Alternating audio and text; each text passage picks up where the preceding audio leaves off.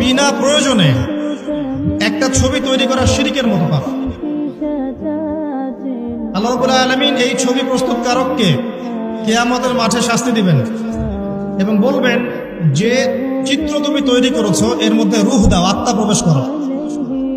যদি সে আত্মা প্রবেশ করাতে ব্যর্থ হয় তাকে আযাব দেওয়া হবে, শাস্তি দেওয়া হবে।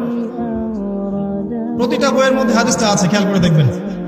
আর এটা আমরা অবলীলায় করে যাচ্ছি, কিছু মনে করছি না। এই দেখেন, দ্বীনের কথা হচ্ছে, এই মজলিস হচ্ছে আল্লাহর এবং রাসূলের। এখানে একজনকে দাওয়াত করেছেন সম্মানের সাথে, তিনি কথা বলা শুরু করেছেন, এখন পর্যন্ত সাইলেন্স আসে নাই। কি হেদায়েত চাচ্ছেন আপনি? আমি বা কি হেদায়েত আপনাকে দেব, আর আমি বা কি শিখবো আপনাদের কাছে? আসলে আমার কাছে দেওয়ার মতো কিছু নাই। মানে আমি গবাদি পশুদের জন্য কথা বলি না। কারা গবাদি পশু?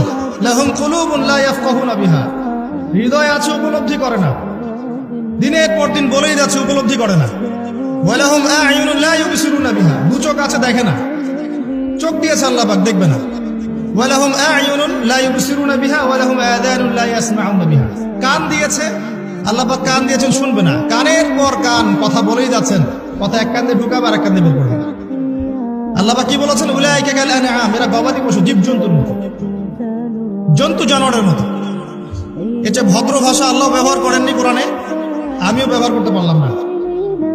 আল্লাহ বলেছেন উলাইকা কাল আনআম, এরা হচ্ছে গবাদি পশুর মতো, জন্তু জানোয়ারের মতো। বালহুম আদাল, বরং তার চাইতেও তারা নিকৃষ্ট। ওয়া উলাইকা হুমুল গাফিলুন, এরা হচ্ছে গাফেল সম্প্রদায়। আমি এমন অনেক জায়গায় গিয়েছি এই মাহফিল, এই সিজনে, শুধু অডিয়েন্সের কথা চিন্তা করে আমি স্টেজ থেকে উঠে চলে যাইনি।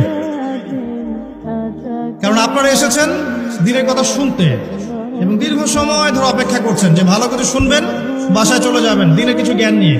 আমিও সে উদ্দেশ্যে এসেছি যে আসবো, একটা অ্যারেঞ্জমেন্ট আছে, দিনের কিছু কথা বলবো, আমারও দিনের হালাতের উপকার হবে, আপনাদেরও হবে। দিনের কিছু কথা প্রচার হবে, প্রসার হবে, আমার ঈমান আমল তাজা হবে, আপনাদেরও হবে। এছাড়া আমার কোনো উদ্দেশ্য ছিল না বা নাইও।